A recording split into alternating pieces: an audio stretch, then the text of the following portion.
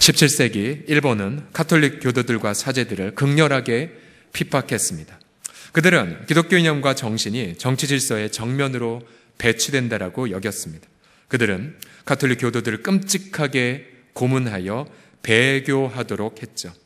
예를 들어 끓는 온천물에 천천히 담근다든지, 또 밀물이 들어오는 바닷물에 매달아 며칠씩 고통 속에 죽도록 했습니다.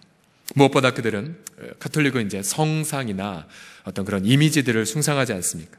그들은 자신들의 그런 성화, 성모자의 상이나 또 그리스도의 상을 발로 밟게 할므로 배교를 하도록 했습니다.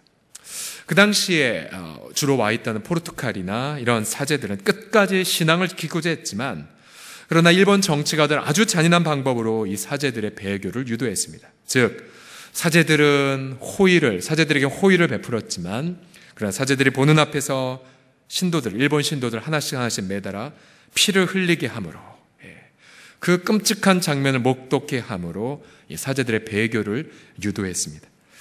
여러분도 한 번쯤은 들어보셨거나 읽으셨을 엔도 슈사쿠의 탁월한 소설 침묵. 이 침묵은 이러한 끔찍한 역사를 배경으로 한 작품입니다. 이 소설 속에서 가톨릭 사제들은 그 당시에 그 끝없는 그런 어떤 배교에 대한 유혹이나 또 이 잔인한 이런 고문을 바라보면서 이렇게 한탄합니다. 당신 어째서 모든 것을 그대로 내버려 두셨습니까? 그들은 하나님의 침묵을 원망하면서, 주여, 당신은 왜 침묵하고 계십니까? 당신은 왜 언제나 침묵하고 계십니까? 라고 곳곳에서 절규를 합니다.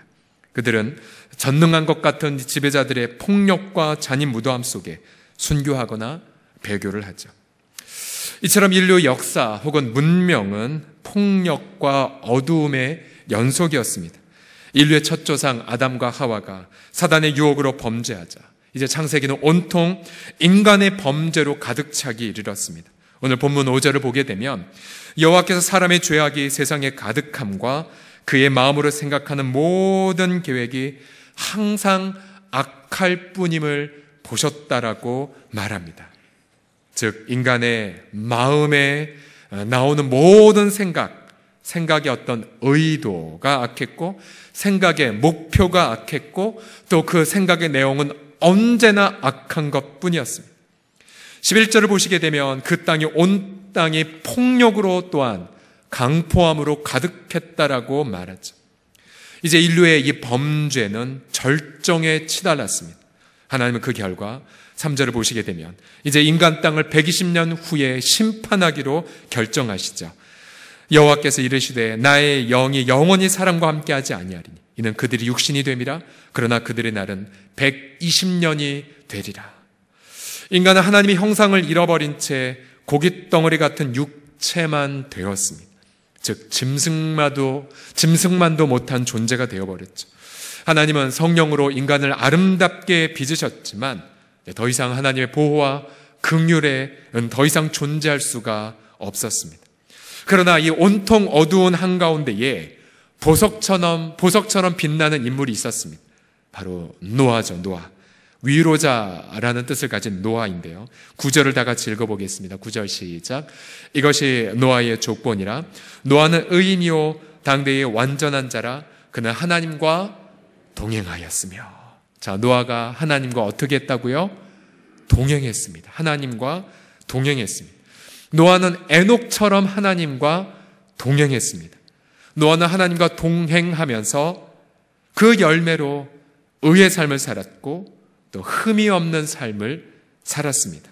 자, 우리는 종종 이렇게 우리의 어떤 게으름이나 어떤 죄성을 탓하죠. 세상이 이렇게 타락했기 때문에 나도 어쩔 수 없다라고 핑계를 대죠. 핑계를 대요. 남들 다 그렇게 살아가는데 나도 어쩔 수 없지 않냐. 야, 남들 다 그래. 혹은 심지어 예수 믿는 크리스찬이라고 할지라도 어떤 유혹 속에 있는 그런 성도에게 말씀으로 권면하기보다는 똑같이 세상 사람과 같은 방법으로 권면할 때가 얼마나 많습니까? 그런데 이 노아, 모든 세상 사람들이 다 타락하였음에도 불구하고 별처럼 하나님과 동행하는 인생을 살았죠. 저는 저와 여러분 모두가 이 노아처럼 이 세상의 한복판 안에서 하나님과 동행하는 삶을 사시기를 예수님의 이름으로 축복합니다. 또 이제 새학기, 새학년을 맞이할 우리 아이들도 학교, 공교육이 아무리 무너졌거나 혹은 아무리 입시 위주의 사회거나 아무리 세상 속에서 이 왕따와 따돌림이 가득했다 할지라도 우리 아이들도 학교에서 하나님과 동행하는 그런 아이들이 되기를 예수님의 이름으로 간절히 축원합니다. 그렇다면 우리가 세상의 한복판 안에서 하나님과 동행하려면 어떠한 원리가 있어야 될까요? 첫 번째로는 은혜에 대한 반응이 있어야 됩니다. 한번 따라 하시겠습니다. 은혜에 대한 반응. 시작. 성경은 노아가 하나님과 동행하는 삶을 살기 이전에 하나님께서 노아에게 베푸신 것이 무엇인지를 8절에서 말합니다. 8절을 다 같이 읽겠습니다. 시작. 그러나 노아는 여호와께 은혜를 입었더라. 자, 노아는 하나님께 은혜를 입었습니다. 하나님께서 노아 한 사람에게만 은혜를 베푸신 건 결코 아니었죠. 하나님 모든 인류에게 동일한 은혜를 부어주셨지만, 그러나 노아가 여호와께 은혜를 입은 까닭은 그가 하나님의 은혜를 깨닫고 그 은혜를 자신의 것으로 받아들였기 때문이죠. 노아는 하나님의 은혜 앞에 감사함으로 또한 순종의 반응을 한 사람이었습니다. 우리가 창세기의 문맥을 보게 되면 노아가 받은 은혜가 무엇인지를 이렇게 묵상할 수 있습니다. 예를 들어 아담은 선악을 알게 하는 나무를 먹는 날에 정령 죽으리란 말을 들었지만, 그러나 우리가 이미 보았죠. 그들이 불순종한 날에 죽은 것이 아니라 무려 아담은 930년을 사는 은혜를 입었죠. 죄인에게 벌을 유예하는 것을 가리켜 긍휼이라고 말합니다. 노아는 아담의 그 이야기를 들으면서 바로 긍휼의 은혜가 자신의 인류에게 임하고 있음을 깨달았을 것입니다. 또한 이 노아는 아담과 하와가 범죄하여 하나님의 임재가 너무나 무서워서 자신을 감춘 그날 하나님은 그들에게 어느 한 짐승을 희생시켜서 그들의 목전에서 피를 흘리게 하고 그 짐승의 가죽을 벗기어 아담과 하와의 그 수치를 가리우셨다는 것도 들었을 것입니다. 즉 죄와 수치를 가리시는 은혜도 노아는 전해받았겠죠. 또한 인간의 범죄에도 불구하고 하나님 여전히 인간을 당신의 형상이라고 말씀하셨고 여전히 생육의 축복, 번성의 축복을 그렇게 계속해서 아담의 이후에게 계속하게 해왔음을 노아는 보았습니다. 결국 하나님은 여전히 자비와 은혜가 풍성하신 하나님을 노아는 목도했겠지요. 결정적으로 노아의 증조할아버지. 자, 여러분 잠시 기억을 되살리게, 노아의 아버지가 누구였죠? 노아의 아버지가, 한 주가 지나도 까먹으셨습니까? 노아의 할아버지가 누구였죠? 노아의 증조할아버지. 자, 따라 하시겠어요? 에녹, 무드셀라, 라멕. 시작. 에녹, 무드셀라, 라멕. 이래서 우리 선배들이 서목사 같은 설교 똑같이 해도 괜찮아 라는 말 하셨군요. 자, 그런데 자신의 증조할아버지인 에녹이 무엇을 보았습니까? 죽음을 보지 않고 하나님 품으로 이사를 간 것을 이제 노아는 전해받았죠. 결국 노아는 우리 하나님의 은혜는 긍휼의 은혜구나. 또 하나님의 은혜는 허물을 가리우신 은혜구나. 그래서 우리가 몇 주 후에 살펴보겠지만 홍수 이후에 노아가 벌거벗고 텐트에서 잤을 때에 그의 막내 아들이 그 수치를 보고 형들에게 일러 바쳤죠. 은혜를 저버린 행위를 노아는 크게 분노로 대한 이유도 여기에 있지 않았을까요? 또한 노아는 정말 죽음을 보지 않을 수 있는 은혜도 전해받았습니다.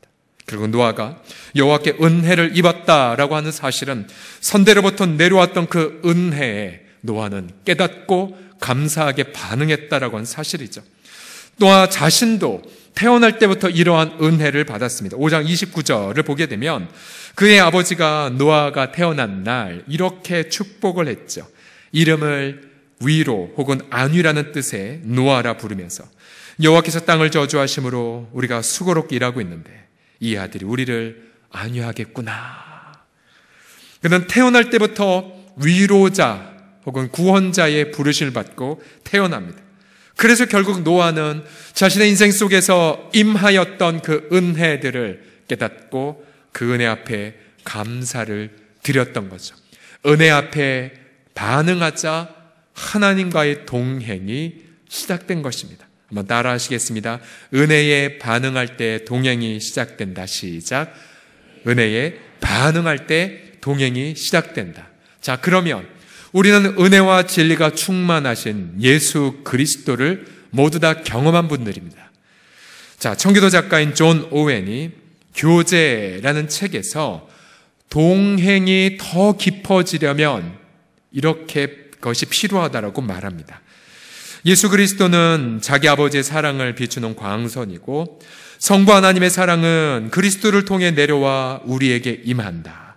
또한 예수 그리스도로 인해 우리는 성부 하나님의 사랑을 보고 경험하고 인도함을 받는다. 그래서 우리가 신자로서 이 진리, 즉 성부 하나님의 그 사랑, 또 예수 그리스도의 그 놀라운 은혜, 그 진리를 더 깊이 묵상하고 우리가 만든 은혜가 아니라 이미 하나님이 예수 안에서 성취하신 은혜죠. 그 은혜를 묵상하고 은혜의 빛 앞에 산다면, 그 다음 마지막 문장 노란색 글씨만 같이 읽어보겠습니다. 시작. 하나님과 동행하는 삶에 영적으로 큰 진전이 있을 것이다. 아멘, 아멘. 그렇습니다. 우리 하나님 아버지는 그 아들을 통해 우리의 죄와 허물을 가리워 주셨죠. 우리 하나님 아버지는 그 아들 예수님을 통해 우리도 죽음을 보지 않을 소망을 주셨습니다.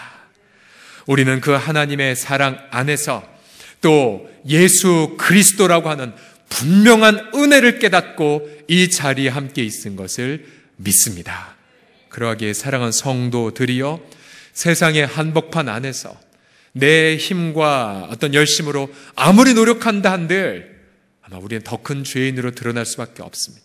그러나 이미 죄악을 이기셨고 우리의 인생 가운데 이 사망의 세력을 깨트리신 그리스도, 그 은혜를 묵상하고 그 은혜 안에 안식하고 또 그 은혜 안에 우리가 누릴 때에 우리의 삶 속에 하나님의 동행의 열매가 풍성하게 맺히게 되게 하실 줄을 믿습니다.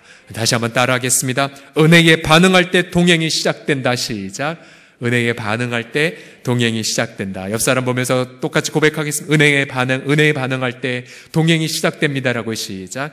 은혜에 반응할 때 동행이 시작됩니다. 그러하게 우리 사랑하는 성도들이요, 지난 한 주간 동안 여러분 가정에서나 일터에서 행위나 범죄에서 내 같은 자가 무슨 합당한 장가라고 고개를 숙인 분 계십니까? 여러분 두려워하지 마십시오. 그저 예수님의 그 사랑 안에 안식하십시오. 하나님은 저와 여러분을 예수님 안에서 너무나 기뻐하고 여러분을 사랑하십니다. 그 사랑 안에서 오늘 동행의 은혜를 회복하는, 아니 동행의 은혜를 더 깊이 경험하는 저와 우리 모두가 되길 예수님의 이름으로 간절히 축복합니다. 두 번째로, 세상의 한복판 안에서 하나님과 동행하려면 애절한 중보의 마음이 있어야 됩니다. 5절과 6절을 보십시오. 하나님 얼마나 아파하셨는지 같이 읽어보겠습니다. 시작. 여호와께서 사람의 죄악이 세상에 가득함과 그의 마음으로 생각하는 모든 계획이 항상 악할 뿐임을 보시고 땅 위에 사람 지으셨음을 한탄하사 마음에 근심하시고. 아버지 하나님의 마음이 얼마나 고통하셨을까요? 자신의 형상대로 만든 인간이, 그리고 그 당일날 죽음을 선고한 것이 아니라, 집행한 것이 아니라 1000년 가까이 회개하기를 기다렸건만 인간은 이 세상을 온통 죄악으로 가득하게 만들었습니다. 하나님 마음에 근심하셨고 사람 지은 것을 후회하셨죠. 그래서 하나님은 그들을 온 지면에서 심판하기로 결정하셨을 때 하나님 아버지의 마음은 얼마나 애절하셨을까요? 근데 노아는 이 애절한 하나님의 마음을 품었습니다. 노아는 그 시대의 문명의 마음을 빼앗기지 않았죠. 자, 여러분, 그 당시에 인류 문명이 얼마나 대단했었을까요? 우리는 노아 홍수 전이기 때문에 그 당시의 문화가 어떠한 문화였는지는 추정할 수밖에 없습니다. 그러나 여러분 보세요. 1000년 가까이 살았던 인간, 그들은 얼마나 놀라운 지혜와 통찰력을 가지고 있었을까요?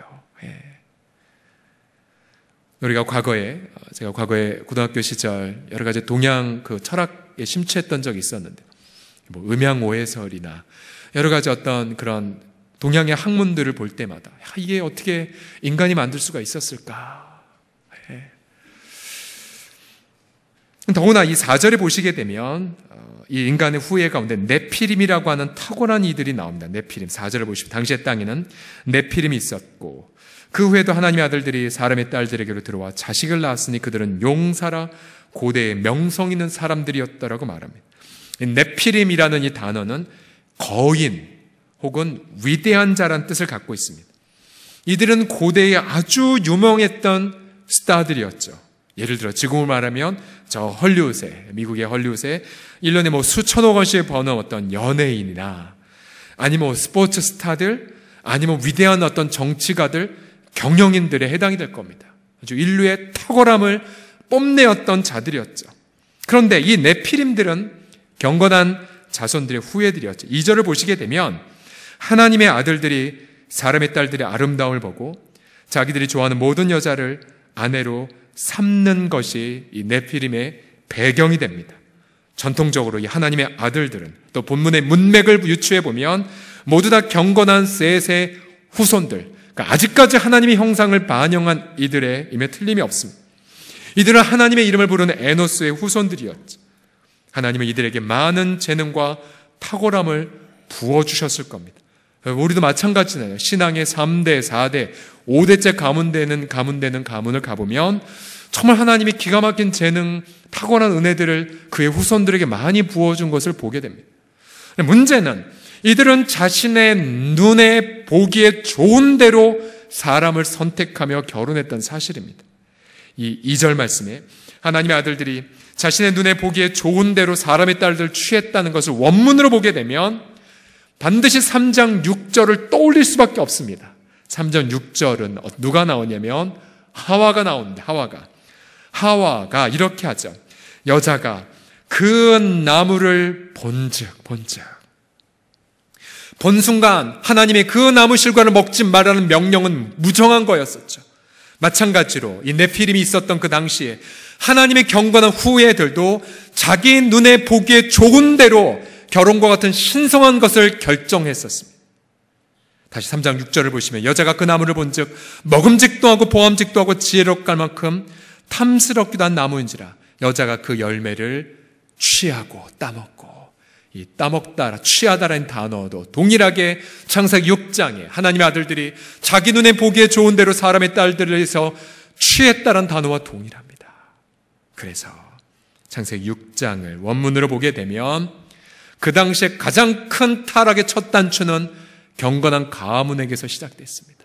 저들은 하나님의 부어 주신 어떤 탁월함들, 어떤 용모나 아니면 어떤 지혜나 외모나 아니면 어떤 탁월함을 가지고 하나님의 이름에 영광 올리기보다는 하와처럼 자기 눈에 보기에 좋은 대로 인생의 가장 중요한 대소사들을 스스로 결정해 나아갔던 거죠.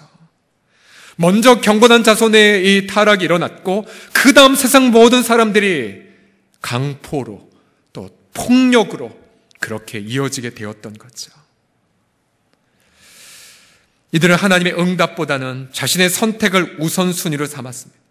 이제 경건한 가문은 혼탁해졌죠. 이들은 세상에서는 유명할지도 모르고 또 재능에서는 탁월하고 신체적으로 월등했을지 모르지만 더 이상 하나님의 성령이 함께할 수 없었던 이들이었습니다. 왜요? 그 오로지 자신의 눈에 보기에 좋은 대로, 즉 육신의 정욕으로만 살았기 때문입니다. 더 이상 소망이 없는 시대가 되어버렸던 거죠. 우리 시대도 자기 눈에 보기에 좋은 대로, 즉 자기 판단에 보기에 좋은 대로, 자기 경험에 좋은 대로 인생을 경영하는 일이 많이 있습니다. 특별히 교회를 다니는 성도이고 또 교회에서 직분자가 되었어도 여전히 세상에서는 자기 눈에 옳은 대로 결정하고 살아가는 일들이 적지 않죠. 저는 연일 언론 매체에서 보도내는 많은 이들, 특별히 지탄의 대상이 되는 이들, 저는 제발 저들의 종교가 무엇인지 밝히지 않았으면 좋겠습니다. 왜냐하면 그들의 상당수가 우리가 똑같이 교회를 다니는 분들이기 때문이죠. 네, 여러분, 교회를 다닌다고 해서 세상에서 신뢰할 만한 사람들입니까? 최근에 제 한 지인 중에 병원에 입원한 분과 함께 이제 환우를 돌보기에 간병인이 필요하다는 거에 결론 내리고 간병인을 좀 결정하도록 이렇게 도움을 준 적이 있었습니다. 병원 안내대에서 이렇게 함께 가보니 간병인에 대한 여러 소개하는 업체들이 있었어요. 근데 어떤 업체는 한눈에 보니 이거 기독교인이 운영하는가 보다. 얼른 호감이 갔었지만 그러나 이내 제 마음과 그분의 마음은 기독교인이 운영한다고 해서 신뢰가 되는 건 아니니까 다르게 한번 알아보죠라고 결론을 내릴 때 그 말을 하면서도 저는 너무 마음이 아팠고 어쩌다가 이 질경이 되었는가 생각에 마음이 정말로 마음 가운데 고통이 있었습니다. 왜 우리가 이렇게 되었을까요? 그것은 이 세상을 향한 하나님 아버지의 고통, 즉 애절한 마음을 품기보다는 우리도 이 네피림 같은 영웅들을 선망했기 때문이 아닙니까? 세상에서 부하면 그래, 축복받은 거야. 권력을 주면 그래, 하나님이 너를 어떻게 복 주셨길래. 그러면서 우리가 네피림 같은 이들에게 저들이 성령을 떠났건 상관없이 그저 박수를 쳤기 때문이 아닙니까? 정말로 성령과 동행하는 삶을 우리가 만들어가고 있습니다. 높아도 성령과 동행하면 정말로 하나님이 기뻐하시겠거니와. 그러나 우리 중심 속에 내 눈에 보기에 좋은 대로 인생의 가장 중요한 것을 결정하러 살았다면 우리 또다시 이 시대에 네피림이라는 보이지 않는 거대한 성을 만들는지 모릅니다. 그러하게 우리는 이 시대 한복판 안에서 정말 이 시대를 향한 하나님 아버지의 그 고통과 통곡을 함께 품어야 됩니다. 정말로 하나님께서 정직의 영역에 있어서 또 성결의 영역에 있어서 공평의 영역에 있어서 또 소외된 이웃을 돌보는 의에 대해서 정말 교회 공동체가 함께 눈물을 흘려야 되죠. 또 무엇보다 우리의 다음 세대들 아이들에게도 저들이 정말 가장 1순위로 성령과 동행하는 사람들을 세워가도록 우리는 정말로 큰 대가를 지불해야 됩니다.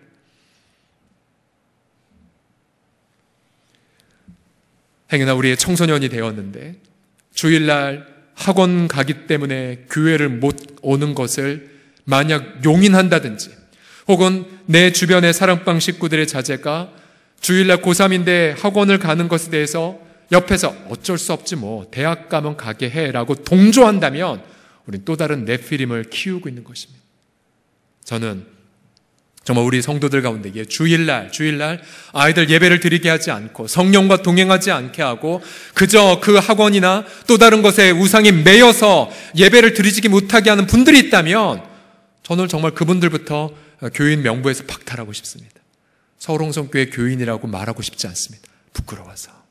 우리 네피림을 키우는 것이 아니라 성령과 동행하는 하나님의 사람들을 세워가는 것이죠. 저와 여러분 모두가 정말로 성령과 동행하는 삶을 살아가고 우리 다음 세대들도 성령과 동행하는 삶을 살아가는 이들을 세워가는 우리 모두가 되기를 예수님의 이름으로 간절히 기도합니다.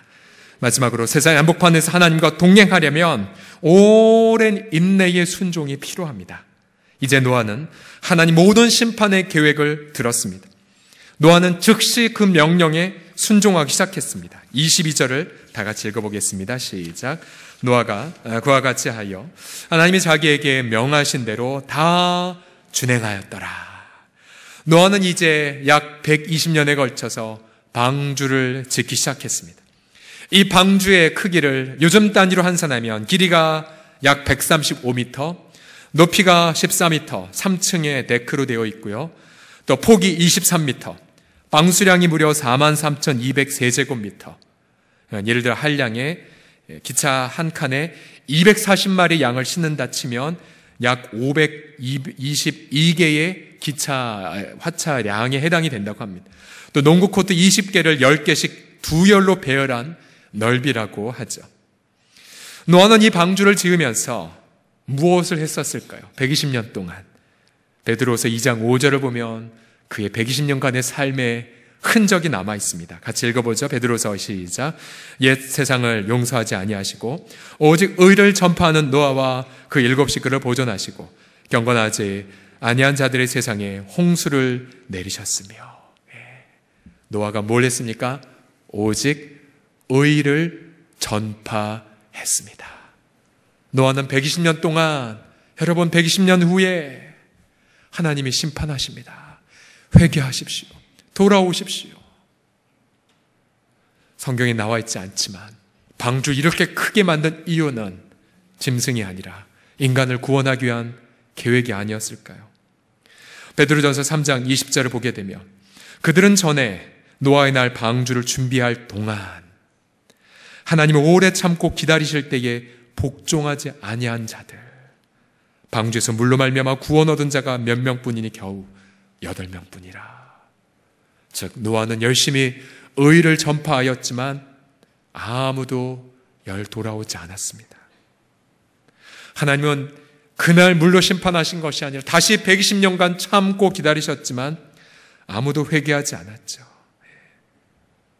노아가 선교사라고 비유하자면 120년간 선교 사역을 했는데 열매는 하나도 없었던 것과 마찬가지입니다. 그러나 노아는 낙심하지 않았습니다.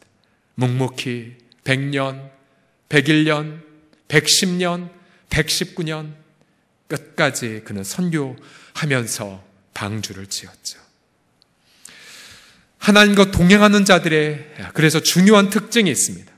그 특징은 인내에 있습니다. 인내. 그들은 오래 참습니다. 오래 참아요. 그들은 한결같고요.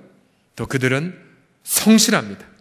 사람들이 조롱해도 흔들리지 않습니다. 성과가 없어도 좌절하지 않고요. 기도 응답이 없는 것처럼 보여도 낙심하지 않습니다.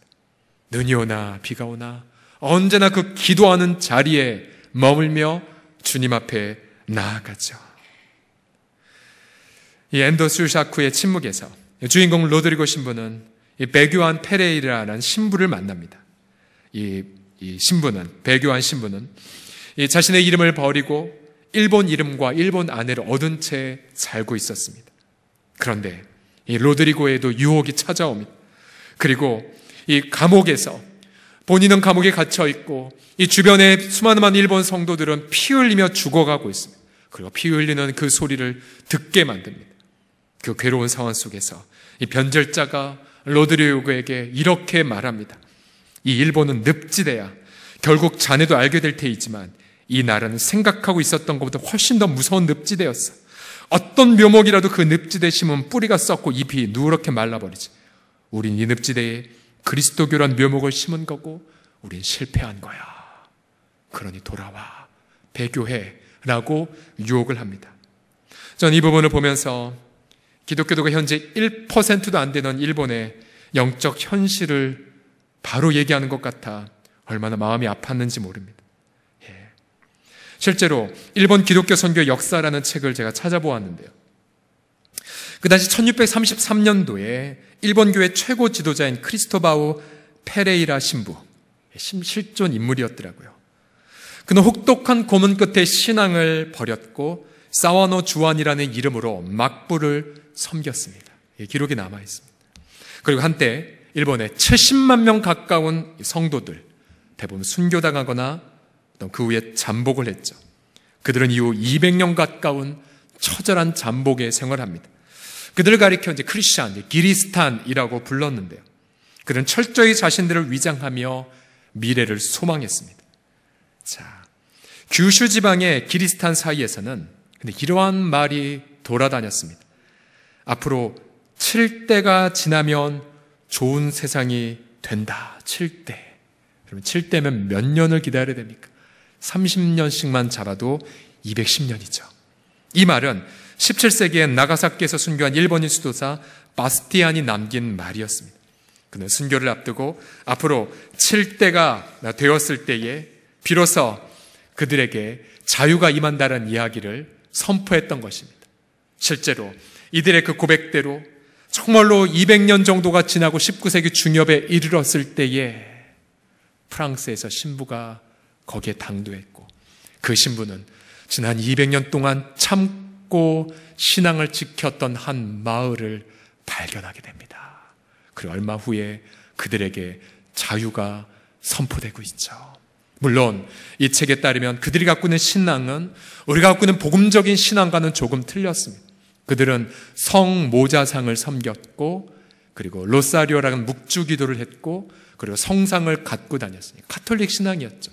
그리고 그 중에 많은 수들은 성모사 신앙과 관세음보살 신앙과 비슷해서 거기에 이렇게 동화가 돼버린, 그래서 일본 토속화돼버린 신앙의 흔적이 있었다라고 말합니다. 자, 우리가 그들의 신앙의 그런 부분들을 바라보면서, 그러나 그들이 끝까지 인내하며 참았던 이유는 단 한 가지였죠. 칠 때를 기다리면 좋은 날이 올 것이라는 거. 우리 한반도에도 지금 우리는 이러한 잠복한 크리스찬들을 알고 있습니다. 그들이 누구입니까? 바로 50km만 북쪽으로 올라가면 나오는 북녘 동포들이죠. 벌써 60년 넘게 저들은 지하에서 정말로 생명을 걸며 신앙생활을 하고 있습니다. 많은 이들이 정치 수용소에 갇혀 있는 채 그 날이 오기를 목 놓아 기다리고 있죠. 우리의 잠복한 형제들이 바로 우리 한반도 안에 있습니다. 저들은 온전한 복음적인 신앙을 가지고 정말로 예수 그리스도의 십자가만을 자랑으로 여긴 진정한 형제들이죠. 그러기에 저는 저에게 성찬식을 할 때마다 우리 교회 한 지체에게 전달된 선물이죠. 우리 북한 지하교회 성도들이 직접 사용했던 성찬기. 언제나 저 성찬기에 우리 성찬을 담아서 함께 나눌 때, 여러분과 함께 저 녹이 슬고 저 낡아버린 저것을 함께 나눌 때마다 정말로 눈에서 눈물이 나옵니다. 우리의 정말로 오래 참고 기다리는 진짜 신앙인들이 정말로 지금 저곳에 있지. 우리도 저분들 보기에 결코 부끄럽지 않게 살아야 하는데.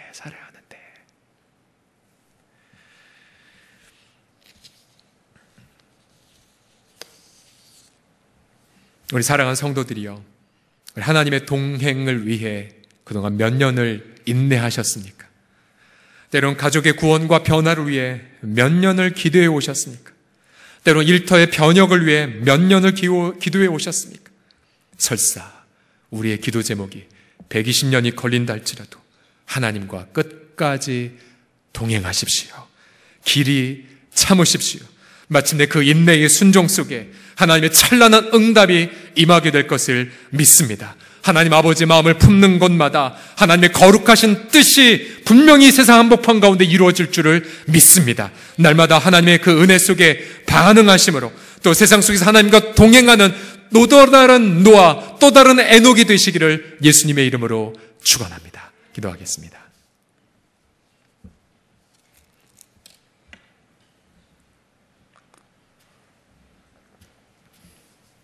주님, 부끄럽습니다. 주님, 주 앞에 고개를 들 수가 없나이다.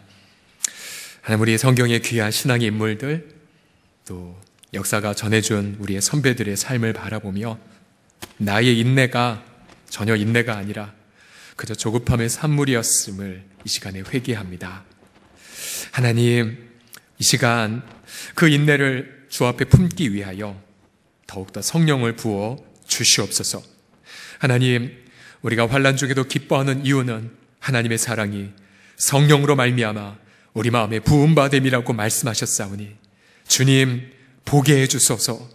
주님, 소망을 품게 하여 주소서. 주님, 그날을 기대하게 하여 주소서.